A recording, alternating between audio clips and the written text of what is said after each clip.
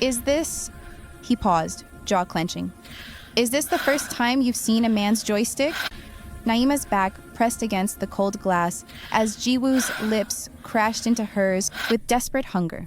His hands, those same hands that had beaten his brother hours ago, now trembled as they cupped her face with unexpected gentleness. She couldn't breathe. Didn't want to. Her face flushed hot. She wanted to look away, but couldn't. Those eyes, those impossibly dark, piercing eyes, held her captive. Then down there was something massive. Something really massive that she had never seen in her entire existence. She nodded, gently, honestly. Something shifted in his expression. His grip on her face tightened almost imperceptibly, and she saw his Adam's apple bob as he swallowed hard. "God help me," he whispered, more to himself than to her. Her breathing came in short gasps. Every nerve ending in her body was on fire. She could feel the heat radiating from him, smell his scent, expensive cologne mixed with something darker, more primal. Her lips felt swollen. Her heart felt like it might explode. They kissed aggressively, like they've been waiting eternity for it. Water droplets from his shower still clung to his skin, and she could taste them on his lips. Clean, dangerous, intoxicating. "Naima." He broke away, breathing hard, his forehead pressed against hers. His intensely dark eyes searched her face with an expression she'd never seen before. Vulnerability, fear. "What if..." Her voice came out broken, trembling. "What if we sinned tonight?" The words felt like they'd been ripped from her soul. Her faith and her desire were at war, tearing her apart from the inside. Jiwoo's eyes closed briefly, as if her question caused him physical pain. When they opened again, they burned with barely restrained hunger. But he didn't move. Instead, he cupped her face in both hands, forcing her to look directly at him. "I'll only do it if you want to." His voice was steel and velvet. "Tell me you want this, Naima. Say the words." Tears formed in her large eyes. Her lips trembled. She couldn't answer. Because she didn't know. Her body screamed yes, while her soul whispered no. And she was trapped between heaven and hell with no idea which way to fall. Jiwoo stepped back suddenly, running both hands through his wet hair in frustration. The movement displayed every defined muscle in his lean, athletic body. The body of a predator, a killer, a man who took what he wanted. But not from her. Never from her. "I don't know how to love, Naima." The confession came out strangled, painful. "I'm not capable of it." She watched as his face contorted with something that looked like agony. "The first person who ever looked at me the way you do?" He paused, jaw muscle bulging. "She ended up dead. Because of me." The weight of his guilt was visible, crushing. And the Mafia lord, the untouchable, terrifying Kang Ji-woo, looked suddenly, devastatingly human. Naima reached for his hand instinctively, her fingers wrapping around his despite everything. "Then leave this world," she whispered desperately. "Leave all of this behind. We could..." "There's no in-between in your world." He cut her off, pulling his hand away. "But this..."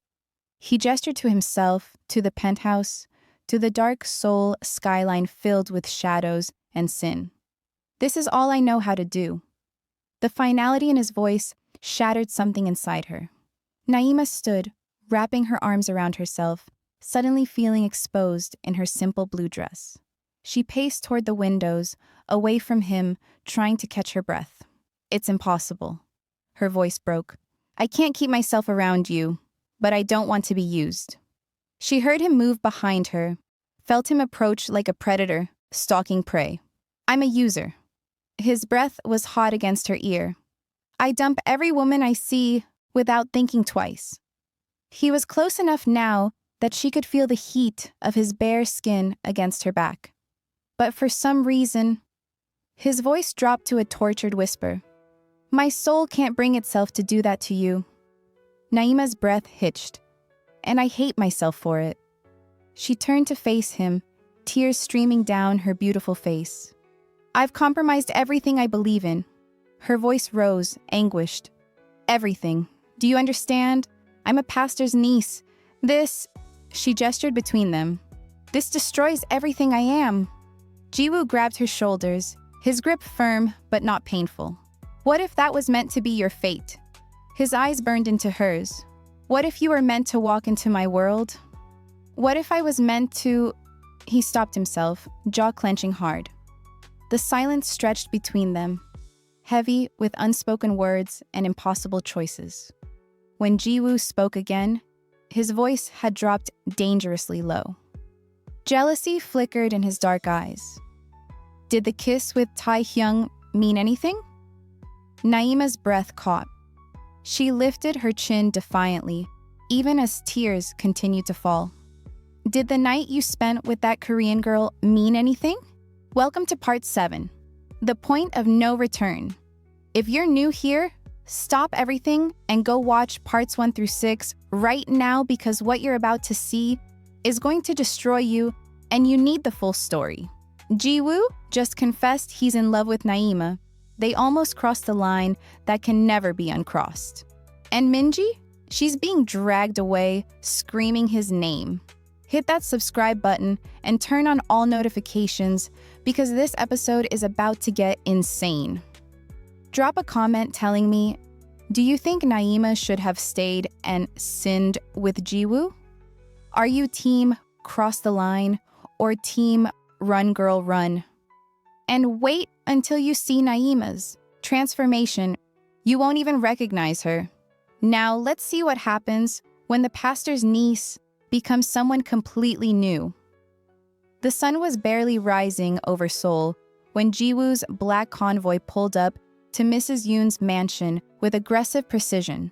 He hadn't slept, hadn't changed, still wore the same black suit from the night before, though now it was slightly wrinkled. His tie undone, his shirt unbuttoned at the collar. But his eyes, those eyes were pure, calculated fury. "Stay in the cars," he ordered his bodyguards as he stepped out. The massive doors to the mansion opened before he could knock. A terrified maid stepped aside quickly, eyes downcast. Jiwoo didn't acknowledge her. He walked through the entrance hall like he owned it, his footsteps echoing against marble floors. He found Mrs. Yoon in her sitting room, dressed in an elegant silk robe, sipping morning tea from fine china, as if she hadn't a care in the world. She looked up as he entered, surprise flickering across her well-maintained face before she composed it into false politeness. "Jiwoo, what a surprise. I wasn't expecting... Why was Naima threatened?" He cut through her pleasantries like a knife through silk. His voice was deadly calm, which somehow made it more terrifying. Mrs. Yoon set down her teacup delicately, arranging her face into confused innocence. "I don't know what you're talking about." Jiwoo's eyes narrowed. In one swift movement, he grabbed an antique vase from a nearby table, Ming Dynasty, priceless, and made direct eye contact with Mrs. Yoon.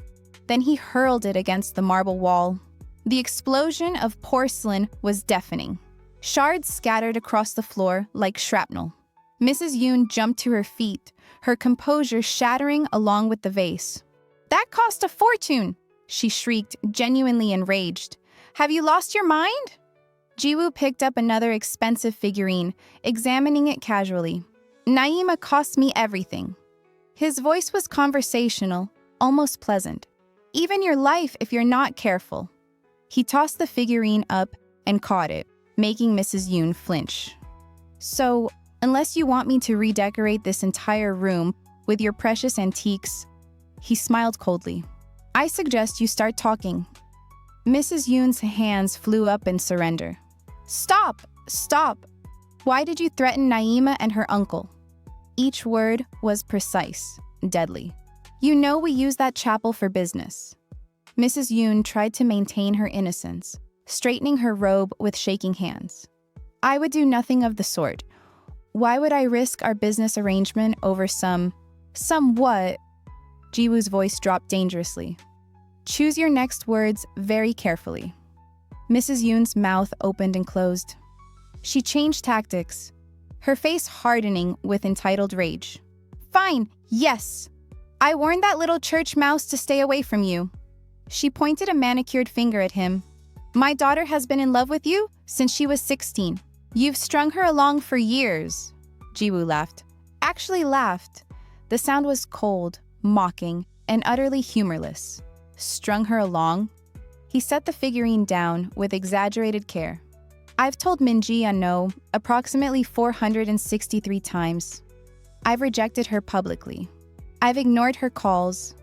I've returned her gifts. He took a step closer to Mrs. Yoon. At what point in that sequence did you interpret stringing her along? Mrs. Yoon's face flushed with fury. You gave her hope. You were kind to her. I was polite, Jiwoo's voice rose. There's a difference, but clearly you raised a daughter who doesn't understand the meaning of the word no. Mrs. Yoon's eyes flashed dangerously. You will regret this, Jiwoo. I have connections. I know people who what? Jiwoo interrupted, his voice dripping with sarcasm. Who'll what exactly? Report me? To whom? The police I have on payroll? The politicians who owe me favors? He leaned against her expensive console table, completely at ease. Please, Mrs. Yoon, threaten me properly or don't waste my time. Mrs. Yoon sputtered, her carefully maintained composure crumbling completely. I could destroy your business. I handle the money laundering. Without you, I'll find someone competent who doesn't raise psychotic daughters.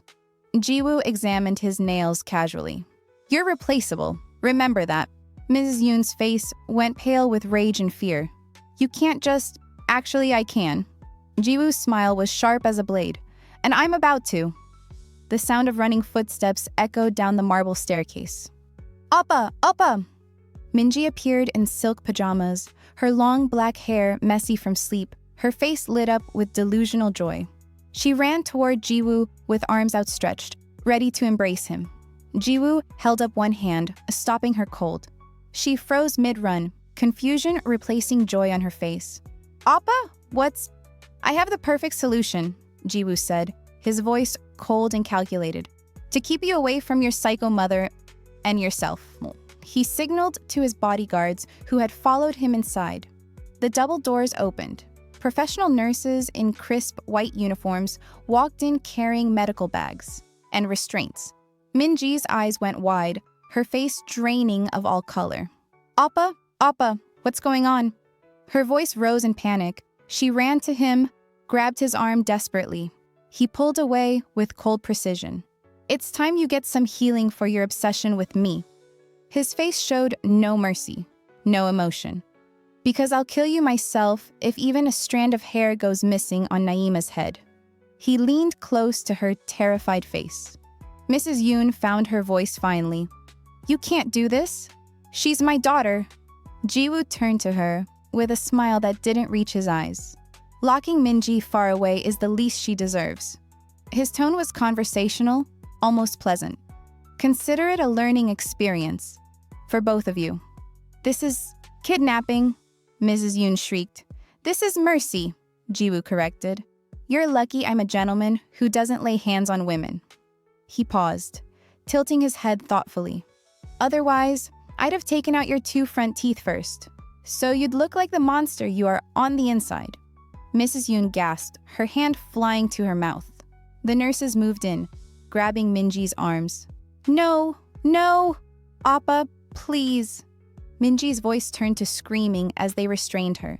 She fought, kicking, thrashing like a wild animal. Oppa, I love you, I love you.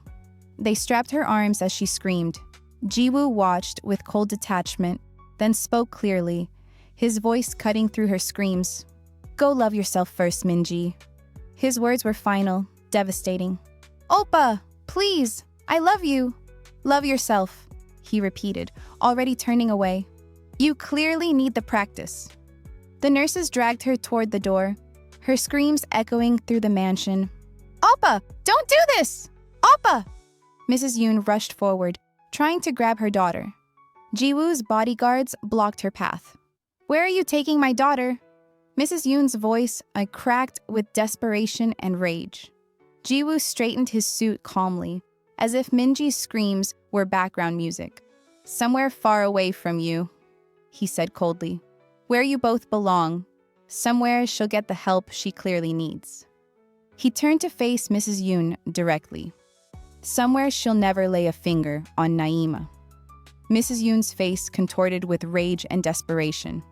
This is war, she screamed, pointing a shaking finger at him. You hear me? War! Jiwoo adjusted his cufflinks with maddening calm. It became war the very minute you threatened Naima. He turned and walked away, his footsteps echoing against marble as Minji's screams followed him out the door. Oppa! Please, don't do this. I love you. Oppa! The massive doors closed, muffling her cries. Mrs. Yoon stood alone in her destroyed sitting room, surrounded by broken porcelain and shattered pride, her daughter's screams still echoing through the mansion. And for the first time in her carefully controlled life, she felt genuine fear. But more than fear, she felt rage. Pure, burning, destructive rage.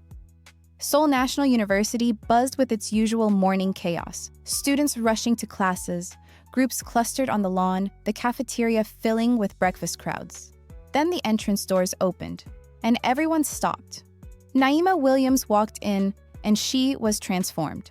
Her hair, once long cornrows falling past her shoulders, was now styled in shorter, braided cornrows, each one adorned at the tip with colorful African beads. Red, gold, green, black. They clicked softly as she moved, catching the morning light. She wore a vibrant floral dress that actually fit her curves instead of hiding them. The colors, deep blues and bright yellows, made her rich chocolate skin glow. Her silver cross necklace still hung at her throat, but everything else was different. Her shoulders were back, her head was high. Her large eyes no longer darted nervously to the ground. For the first time since arriving in Seoul, Naima Williams looked free. Is that the pastor's niece? Someone whispered. She looks different. She's actually really pretty. The whispers rippled through the crowd like water. Girl! Girl! Keisha's voice cut through the murmurs. She jumped up from a bench, her mouth hanging open in shock. She ran to Naima, literally circling around her, taking in every detail. Look at you. Look at you! Keisha reached out, touching the beads in Naima's braids gently. You look like you finally found yourself. Genuine pride and joy radiated from her face. Naima smiled, a real, bright, genuine smile that transformed her whole face. I'm starting to see the light, Keisha. Her voice was soft but sure, for the first time. They hugged tightly, and Naima felt something inside her chest finally loosen. That's my girl, Keisha whispered. That's my girl. By lunchtime, the whispers had evolved into full conversations.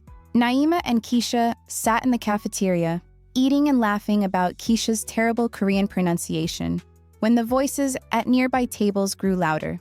I heard she's involved with Kang Ji-woo now. The Mafia boss? No way. She didn't deny it when Minji accused her. And Minji hasn't been at school since... A pastor's niece with a gangster? That's insane. My mom said she saw them together at... Naima's fork froze halfway to her mouth. The familiar shame tried to crawl up her spine. The old instinct to shrink, to hide, to disappear. But then she remembered Jiwoo's hands on her face. His confession, his vulnerability. She remembered Keisha's words. You are the prize. And something inside her snapped. Naima stood abruptly, her chair scraping loudly against the floor. The entire cafeteria went silent.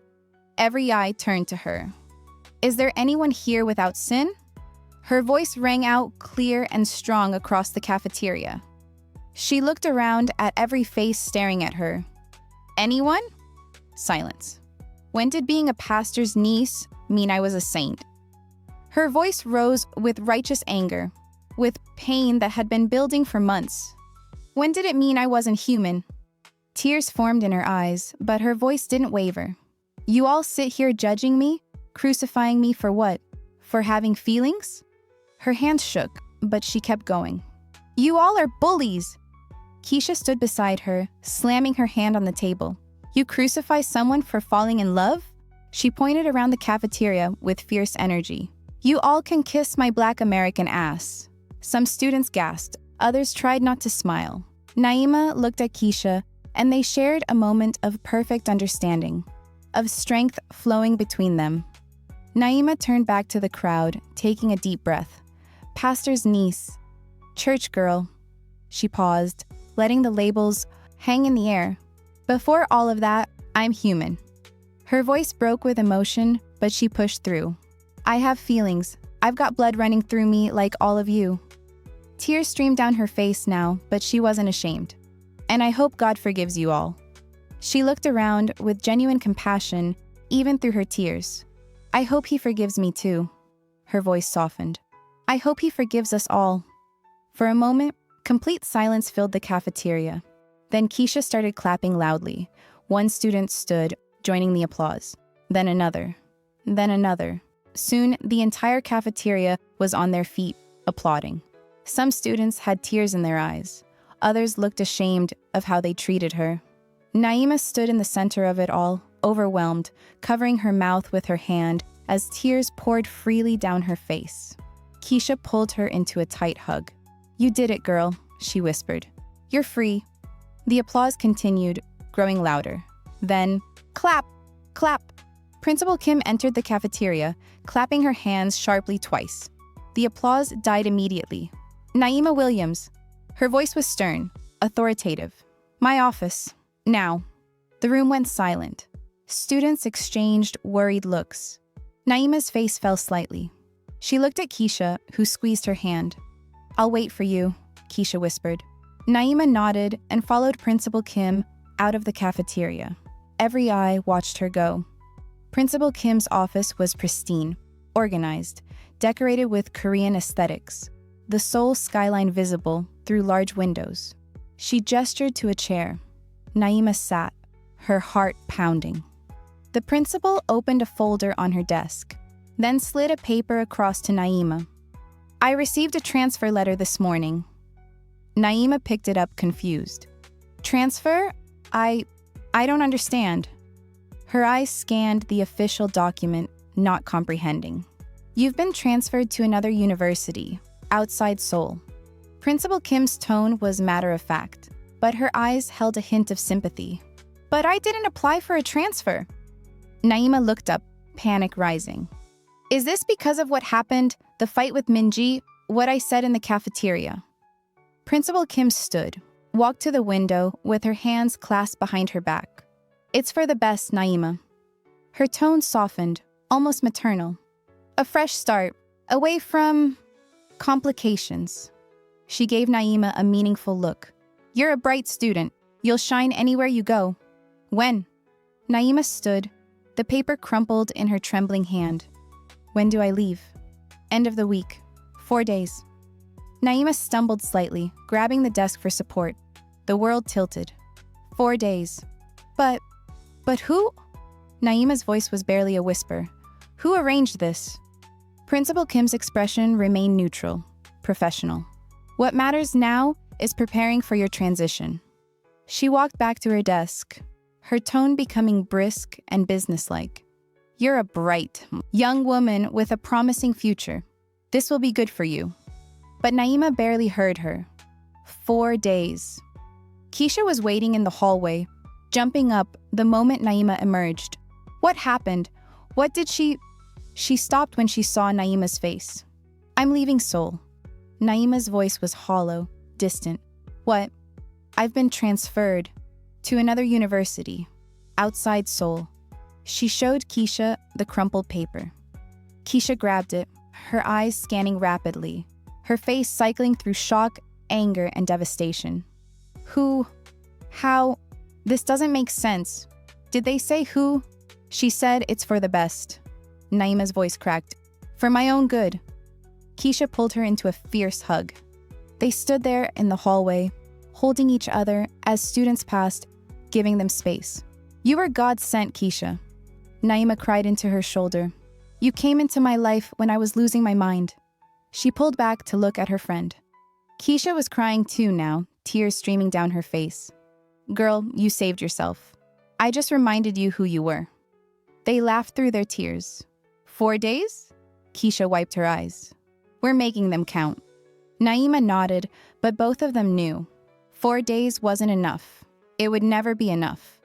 The psychiatric facility is clean, sterile, expensive, the kind of place where wealthy families hide their problems away from Seoul's judgmental eyes. Everything is white. White walls, white floors, white furniture bolted to the ground, safe, controlled, prison disguised as treatment. Minji sits on the edge of a narrow bed in a private room, still wearing the silk pajamas from this morning, now wrinkled, tear-stained, ruined like everything else. Her long, glossy black hair is disheveled, no longer perfect. Her makeup is completely destroyed. Mascara streaked down her pale face in black rivers, lipstick smeared, foundation blotchy from crying. She looks nothing like the polished, cruel beauty from before. She looks broken. A nurse stands by the door, middle-aged Korean woman in crisp white scrubs. Professional, unmoved by the crying. She's seen this before. Rich girls having breakdowns. It's just another shift. Miss Yoon, you need to calm down, the nurse says in flat, clinical Korean. The doctor will see you shortly. Minji doesn't respond. Her large, monolid eyes stare blankly at the white wall across from her. Red, swollen, empty. She's cried so much there are no tears left, just hollow devastation. Her hands rest in her lap, perfectly still now. The soft medical restraints have been removed since she stopped fighting, but you can still see the red marks on her wrists where she struggled. She whispers something, so quiet the nurse almost doesn't hear it. Appa. The nurse's expression doesn't change. Miss Yoon, dwelling on, he doesn't love me. Minji's voice is flat, dead. Like she's stating a fact about the weather. He never loved me. Her thin lips tremble, slightly. I did everything. Everything. Her voice starts to rise, the emotion building again. I loved him since I was 16. 16. She stands abruptly. The nurse tenses, ready to call for backup. But Minji doesn't attack. She just stands there, arms wrapped around herself, rocking slightly. I changed my hair the way he liked. I wore the clothes he noticed. I learned his favorite foods. I memorized his schedule. Her voice breaks. I loved him more than anyone ever could. Tears start flowing again. Fresh ones, like an endless well of pain. And he chose her. The words come out as a growl, venom mixed with agony. That black church girl. She spins toward the nurse, her face contorted with rage and pain. What does she have that I don't? Her hands gestured to herself frantically. I'm Korean. I'm beautiful. I'm from a good family. I'm perfect for him. She's shouting now, voice echoing off the sterile white walls. She's nobody, a pastor's niece, a foreigner. Her voice cracks completely.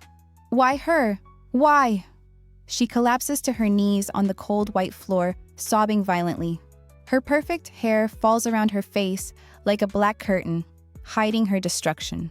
The nurse presses a button on the wall. Backup needed. 2 more nurses enter quickly. Male and female, both Korean, both professional and detached. They move to help Minji up gently but firmly. No, no!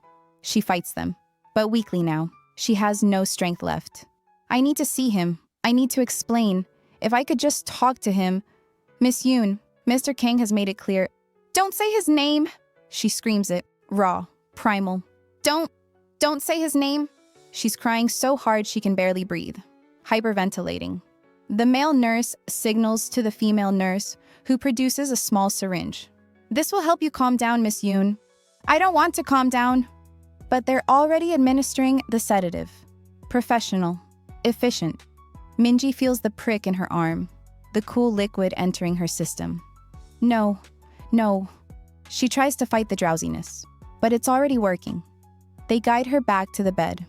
She doesn't resist anymore. Can't. As they lay her down, her voice comes out slurred, desperate, childlike. He'll come for me. When he realizes, her eyes are already fluttering closed. He'll realize she's wrong for him. And he'll come. The nurses adjust her position, pull a thin white blanket over her. He always comes back to me. always. Her words are barely whispers now. Appa loves me. He just doesn't know it yet. Her eyes close fully. Her breathing evens out. The nurses exchange glances. The female nurse shakes her head slightly. They've seen this delusion before. It usually gets worse before it gets better. If it gets better at all. The male nurse updates the chart on his tablet. Episode 3. Administered sedative. Patient showing signs of erotomania and delusional attachment. The female nurse pulls the blanket up slightly, almost gentle, despite her clinical detachment. Poor thing. She really believes he'll come for her. The male nurse closes the tablet. They always do. They exit the room quietly. The heavy door closes with a soft but final click. The lock engages automatically. Minji lies still on the narrow bed in the sterile white room, her perfect face finally peaceful in artificial sleep. But even unconscious, tears continue to leak from the corners of her closed eyes, sliding down her pale cheeks, disappearing into her disheveled black hair. In her sedated dreams, Jiwoo finally looks at her, finally sees her, finally loves her back. But it's only a dream. And when she wakes, she'll be right back in this white prison. Without him, without hope, without anything except the obsession that's destroyed her completely. The bar was upscale, dark, the kind of place where Seoul's elite made deals they didn't want anyone to know about. In a private booth in the back, Mrs. Yoon sat alone, expensive scotch in hand. Her makeup was slightly smeared, remnants of the morning's trauma. Her daughter's screams still echoed in her mind. Footsteps approached. Tae-hyung slid into the booth across from her. His face was still brutally beaten. His eyes swollen nearly shut and purple. His lips split open. Dark bruises blooming across his cheekbone and jaw. He wore a hoodie pulled low, trying to hide the damage. Mrs. Yoon looked up, her eyes narrowing with venom. "What do you want?" Tae-hyung leaned forward, his voice rough and desperate. "I need cash. Enough to disappear." Mrs. Yoon laughed bitterly. "I owe you nothing, boy." She took a sip of her drink dismissively. Tae-hyung leaned closer, a dangerous glint in his hooded eyes. "Don't you?" Mrs. Yoon's hand froze, glass halfway to her lips. Tae-hyung's voice dropped to a whisper, but every word was a knife. "The club girl. The one Jiwoo thinks he killed." Mrs. Yoon's face went pale. "It was you." Tae-hyung stared at her intensely. "You poisoned her drink." He let that sink in. "You made Jiwoo think he killed her. Made him carry that guilt for years." Mrs. Yoon set her glass down with a shaking hand. "How did you— I clean up messes, remember?" Tae-hyung pulled out his phone, showed her a screenshot. A blurry but unmistakable image of Mrs. Yoon at that club years ago. "I saw the security footage before you erased it." Mrs. Yoon's breathing became shallow. "You did it so Jiwoo wouldn't look at anyone else." Tae-hyung's voice was filled with disgust. "So he'd be available for your daughter. She was just a club whore." Tae-hyung's fist slammed on the table. "You murdered her." The sound echoed through the private booth. Mrs. Yoon flinched. Silence stretched between them. Finally, Mrs. Yoon composed herself, wiping at her eyes. "I underestimated the pastor's niece." Her voice was bitter. "I should have kicked her. Out early. Before she got her claws in him." "She's not like that," Tae-hyung started to say, then stopped himself, jaw clenching. Mrs. Yoon looked at him sharply, realization dawning. "You love her too."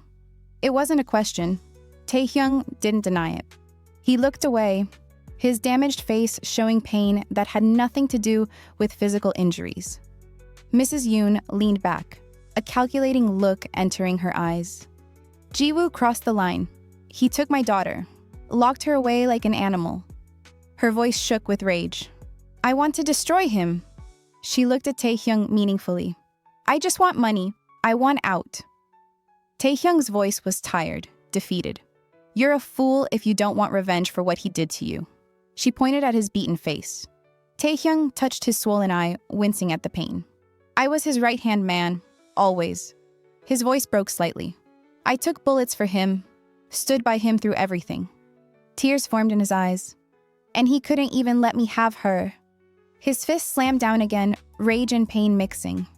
Mrs. Yoon smiled slowly, wickedly. Then let's take everything from him. She slid a thick envelope across the table. First installment. There's more where that came from. Taehyung stared at the envelope, then at her. What do you want me to do? Mrs. Yoon leaned forward, whispering something the rest of the bar couldn't hear. Taehyung's face showed shock, then consideration, then dark acceptance. He took the envelope. When? Now. Tonight. Her sinister smile widened. Let's burn his world down. The chapel living room was quiet when Naima walked in that evening, still wearing her floral dress, her beaded braids clicking softly. Uncle Solomon sat at his desk, looking up when she entered. Naima, how was school today? His voice was cheerful, but she could see the strain around his eyes. She stopped in the doorway, studying his face. I was transferred, Mar. Her tone was flat, emotionless. Uncle Solomon's face showed surprise. Too much surprise, she thought. What? Transferred? What do you mean? He stood from his chair, coming around the desk. Naima pulled the crumpled paper from her bag and held it up. To another university, outside Seoul, end of the week. Uncle Solomon took the paper, his eyes scanning it quickly. I don't understand. Who arranged this? His acting was good, Naima thought distantly, but not good enough. They didn't say. She watched his face carefully. The principal just said it was for the best, that I'd shine anywhere. Uncle Solomon set the paper down, moving toward her with his arms outstretched. Naima, this might actually be a good thing. A fresh start, away from all the trouble. A fresh start? Her voice cracked. Again? Tears started forming in her eyes. Why now, Uncle Solomon? Why now, when I finally started to feel like myself? Uncle Solomon tried to put a comforting hand on her shoulder, but she stepped back. Now that I have a genuine friend? Her voice rose. Now that I'm losing everything again? The tears spilled over, running down her face. I lost Mom. I came here to start fresh. And now, her voice broke completely. Now, when I finally found my footing, when I finally found who I am, I have to start from scratch again? Naima, sweetheart, do you know how hard it was? She was crying openly now. Do you know how hard it was to stand up in that cafeteria today? To finally speak? To finally feel free? Uncle Solomon's face showed pain, guilt. And now you want me to leave? To go somewhere else where no one knows me? To be alone again? You won't be alone. God is with you. I'm with you. I can't deny it. The words burst out of her like a dam breaking. I can't deny that I fell in love here. Uncle Solomon froze. Naima, I fell in love, Uncle Solomon. She was sobbing now, her whole body shaking.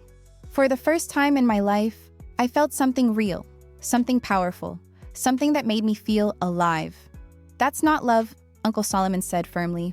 That's infatuation. It was love, Naima shouted, her voice echoing through the small room. It is love. She wiped furiously at her tears, but they kept coming. I know it's wrong. I know it goes against everything we believe. I know he's dangerous and dark and everything I shouldn't want. Her voice dropped to a broken whisper. But I love him. God help me. I love him. Uncle Solomon's face was stricken. Naima, you don't understand what you're saying. That man is a criminal. He's dangerous. He's human, Naima cried. He's broken and lost and trying to find his way just like me. She stepped closer to her uncle, her eyes pleading. Have you never felt something you shouldn't have? Her voice was desperate. Have you never looked at someone and felt your whole world shift? Have you never wanted something so badly it hurt? She searched his face. Or is your heart made of stone? The question hung in the air between them. Uncle Solomon opened his mouth, closed it. His eyes showed pain, old pain, buried deep. He didn't answer, couldn't answer, because they both knew the truth. Naima let out a choked sob and turned away, running toward her room. Naima, wait. But her door had already slammed shut. Uncle Solomon stood alone in the living room, his hands still outstretched, his face crumbling. He sank slowly into his chair, dropped his head into his hands, and for the first time in years, Pastor Solomon wept. Across Seoul, in a private restaurant room, Jiwoo stood at the head of a long table surrounded by Mafia moguls. Smoke hung in the air. Whiskey glasses littered the table. Serious faces watched him intently. "We're moving the money laundering operations." His voice was commanding, absolute. Murmurs rippled around the table. "Moving? From where?" one mogul asked. "From the chapel, effective immediately." "But we've used that location for years." "I'm doing a clean sweep." Jiwoo's tone left no room for argument. "No discussion." The doors burst open. Mrs. Yoon strode in, fury radiating from every pore. "How dare you!" She pointed accusingly at Jiwoo. "How dare you hold a meeting about our business without me?" Every man turned to stare. "You're no longer part of..." Jiwoo started. "I've been laundering money for this organization for 10 years. Her voice was shrill, desperate. "Mrs. Yoon, perhaps if you..." Another mogul attempted. "Shut up." Everyone went silent. Footsteps sounded behind her. Tae-hyung walked in, his hoodie pulled down, his brutally beaten face fully visible in the harsh light. Gasps echoed around the table. The men looked between Jiwoo and Tae-hyung, understanding dawning on their faces. Jiwoo stood slowly, his face darkening with rage and something else, hurt. "What the hell are you doing here?" His voice was deadly quiet. Tae-hyung didn't respond. He stood beside Mrs. Yoon, his jaw set defiantly. Mrs. Yoon smiled triumphantly. "Meet my new partner." Jiwoo stared at Tae-hyung. Betrayal, rage, and hurt flashed across his usually controlled face. Tae-hyung stared back, defiant despite the cost written on his destroyed face. "Don't you all think we need someone more reliable who wouldn't get his emotions mixed up with business that might ruin us all?" Mrs. Yoon said. "And as we speak," she continued, pulling out her phone, showing the screen with vicious satisfaction. "The proper authorities are at your little whore's chapel too." "What did you do, you psycho?" Jiwoo exploded. "Stop. Rewind. Pause. Naima has no idea the police are coming for her uncle.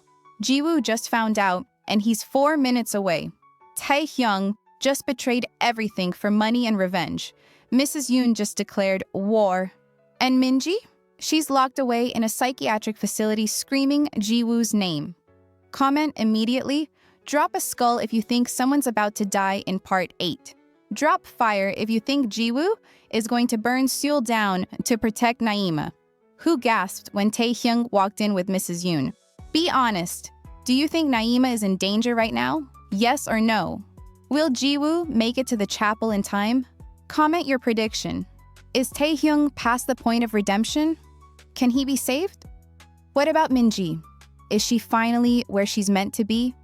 What do you think Uncle Solomon will do when the police burst in? And the real question, what happens when Jiwoo finds out Naima is being transferred out of Seoul? That she's leaving him in 4 days? If you're not subscribed, you better subscribe right now and turn on all notifications because part 8 is the beginning of the end. Someone is going to prison. Someone is going to get hurt. And someone might not survive. Drop your wildest prediction in the comments. The craziest theory gets pinned and a shout out in the finale.